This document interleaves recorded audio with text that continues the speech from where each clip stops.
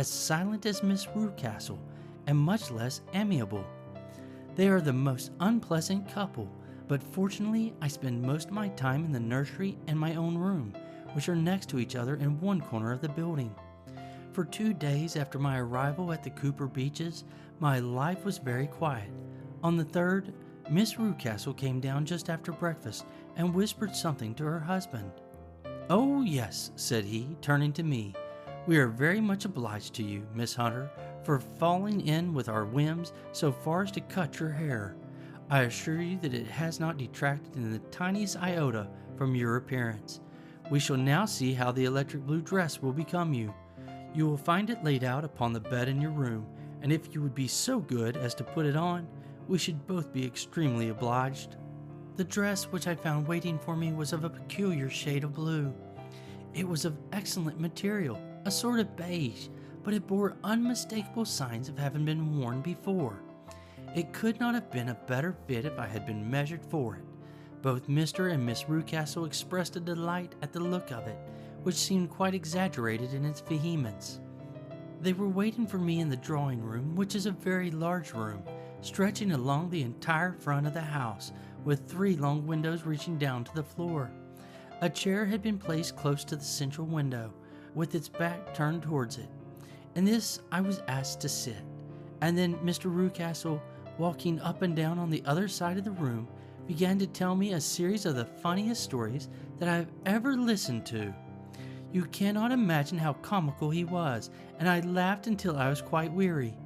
Miss Rucastle, however, who has evidently no sense of humor, never so much as smiled, but sat with her hands in her lap and a sad, anxious look upon her face.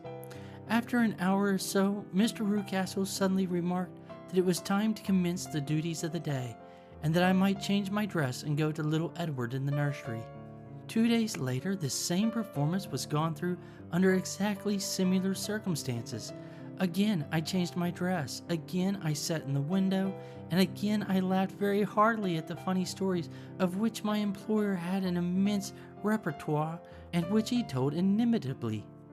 Then he handed me a yellow-backed novel, and moving my chair a little sideways, that my own shadow might not fall upon the page, he begged me to read aloud to him. I read for about 10 minutes, beginning in the heart of a chapter, and then suddenly, in the middle of a sentence, he ordered me to cease and to change my dress. You can easily imagine, Mr. Holmes, how curious I became as to what the meaning of this extraordinary performance could possibly be. They were always very careful, I observed, to turn my face away from the window, so that I became consumed with the desire to see what was going on behind my back. At first it seemed to be impossible, but I soon devised a means. My hand mirror had been broken, so a happy thought seized me, and I concealed a piece of the glass in my handkerchief. On the next occasion, in the midst of my laughter, I put my handkerchief up to my eye, and was able with a little management to see all that there was behind me. I confess that I was disappointed. There was nothing. At least, that was my first impression. At the second glance, however, I perceived that there was a man standing in the Southampton Road, a small bearded man in a gray suit, who seemed to be looking in my direction. The road is an important highway, and there are usually people there. This man, however, was leaning against the railing which bordered our field, and was looking earnestly up. I lowered my handkerchief and glanced at Miss Rucastle, to find her eyes fixed upon me with a most searching gaze. She said nothing, but I am convinced that she had divined that I had a mirror in my hand and had seen what was behind me. She rose at once. "Jeffro," said she, "there is an impertinent fellow upon the road there who stares up at Miss Hunter." "No friend of yours, Miss Hunter?" he asked. "No, I know no one in these parts." "Dear me, how very impertinent! Kindly turn around and motion to him to go away." "Surely it would be better to take no notice." No, we should have him loitering here always. Kindly turn round and wave him away like that." I did as I was told, and at the same instant Miss Rucastle drew down the blind. That was a week ago, and for that time I have not sat again in the window, nor have I worn the blue dress, nor seen the man in the road. "Pray continue," said Holmes. "Your narrative promises to be a most interesting one." "You will find it rather disconnected, I fear, and there may prove to be little relation between the different incidences of which I speak. On the very first day that I was at Copper Beeches, Mr. Rucastle took me to a small outhouse which stands near the kitchen door. As we approached it, I heard the sharp rattling of a chain and the sound as of a large animal moving about. "Look in here," said Mr. Rucastle, showing me a slit between two planks. "Is he not a beauty?" I looked through and was conscious of two glowing eyes, and of a vague figure huddled up in the darkness. "Don't be frightened," said my employer, laughing at the start which I had given. "It's only Carlo, my mastiff. I call him mine, but really old Toller, my groom, is the only man who can do anything with him. We feed him once a day, and not too much then, so that he is always as keen as mustard. Toller lets him loose every night, and God help the trespasser whom he lays his fangs upon. For goodness sake, don't you ever on any pretext set your foot over the threshold at night, for it's as much as your life is worth." The warning was no idle one, for 2 nights later I happened to look out of my bedroom window about 2 o'clock in the morning. It was a beautiful moonlight night, and the lawn in front of the house was silvered over and almost as bright as day. I was standing, wrapped in the peaceful beauty of the scene, when I was aware that something was moving under the shadow of the Copper Beeches. As it emerged into the moonshine, I saw what it was. It was a giant dog, as large as a calf, tawny tinted, with hanging jowl, black muzzle, and huge projecting bones. It walked slowly across the lawn and vanished into the shadows upon the other side. That dreadful sentinel sent a chill on my heart which I do not think that any burglar could have done. And now I have a very strange experience to tell you. I had, as you know, cut off my hair in London, and I had placed it in a great coil at the bottom of my trunk. One evening, after the child was in bed, I began to amuse myself by examining the furniture of my room and by rearranging my own little things. There was an old chest of drawers in the room, the 2 upper ones empty and open, the lower one locked. I had filed the first 2 with my linen, and as I still had much to pack away, I was naturally annoyed at not having the use of the 3rd drawer. It struck me that it might have been fastened by a mere oversight, so I took out my bunch of keys and I tried to open it. The very first key fitted to perfection, and I drew the drawer open. There was only one thing in it, but I am sure that you would never guess what it was.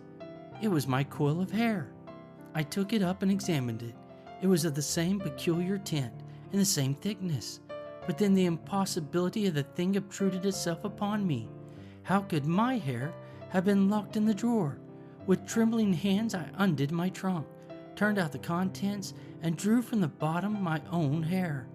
I laid these 2 trestles together, and I assure you that they were identical. Was it not extraordinary? Puzzle as I would, I could make nothing at all of what it meant.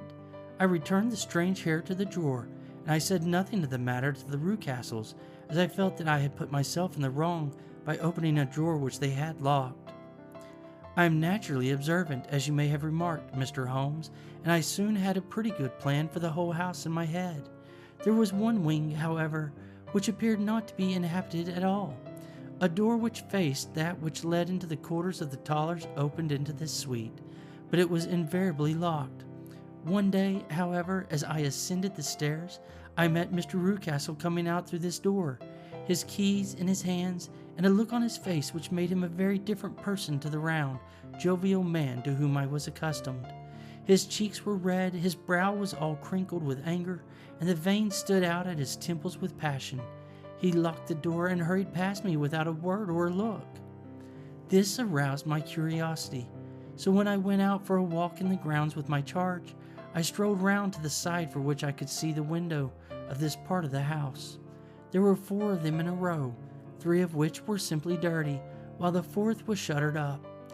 They were evidently all deserted. As I strolled up and down, glancing at them occasionally, Mr. Rucastle came out to me, looking as merry and jovial as ever. "Ah," said he, "you must not think me rude if I passed you without a word, my dear young lady. I was preoccupied with business matters." I assured him that I was not offended, "By the way," said I, "you seem to have quite a suite of spare rooms up there, and one of them has the shutters up." He looked surprised, as it seemed to me, a little startled at my remark. "Photography is one of my hobbies," said he. "I have made my dark room up there. But dear me, what an observant young lady we have come upon! Who would have believed it? Who would have ever believed it?" He spoke in a jesting tone, but there was no jest in his eyes as he looked at me. I read suspicion there and annoyance, but no jest. "Well, Mr. Holmes, from the moment that I understood that there was something about that suite of rooms which I was not to know, I was all on fire to go over them. It was not mere curiosity, though I have my share of that. It was more of a feeling of duty, a feeling that some good might come from my penetrating to this place. They talk of woman's instincts. Perhaps it was woman's instinct which gave me that feeling.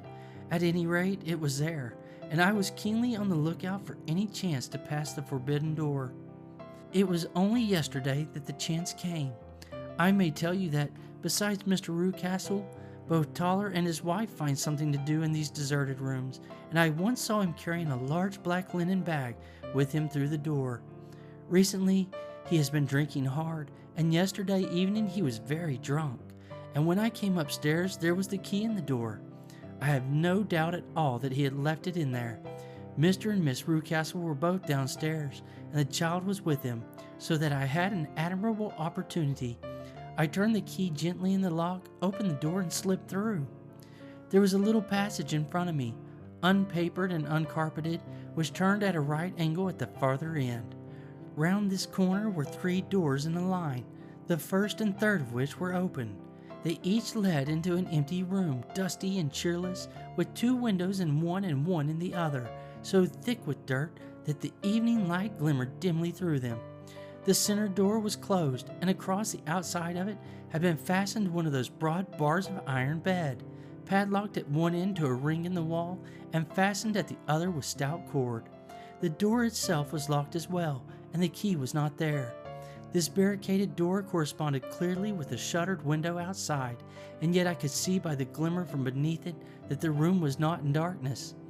Evidently there was a skylight which let in light from above.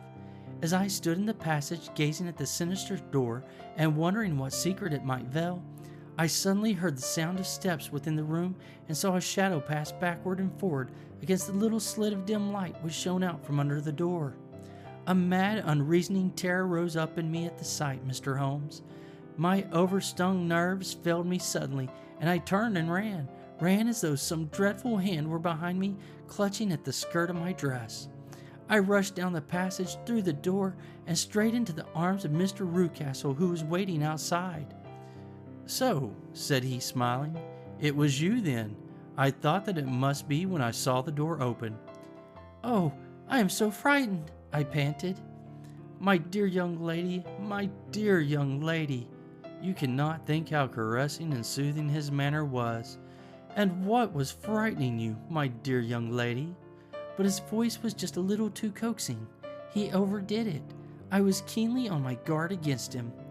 "I was foolish enough to go into the empty wing," I answered, "but it is so lonely and eerie in this dim light that I was frightened and ran out again.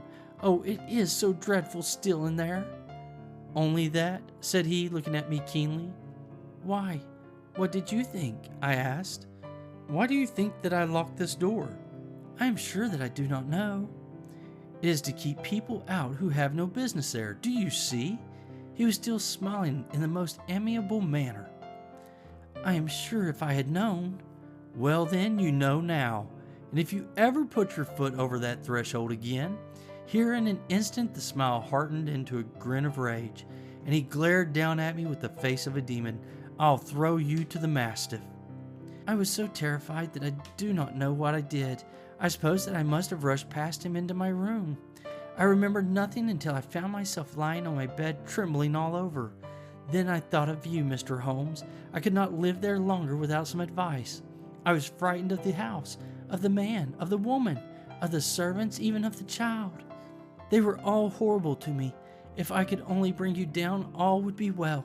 Of course, I might have fled from the house, but my curiosity was almost as strong as my fears.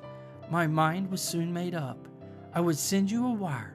I put on my hat and cloak, went down to the